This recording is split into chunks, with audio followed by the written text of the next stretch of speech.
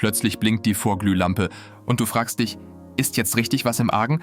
Du bist nicht allein. Viele Autofahrer teilen genau dieses Problem auf Motor Talk. Blinkende Vorglühlampe, plötzlicher Leistungsverlust, Warnung im Display, das macht jeden nervös.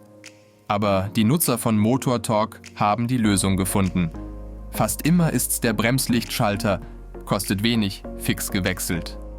Check außerdem Fehlercodes mit OBD auslesen, Bremslichter prüfen, tausche den Schalter, bei den meisten Nutzern war danach sofort Ruhe. Mehr Tipps und echte Hilfe von anderen Autofahrern? Werde Teil der Motor Talk Community.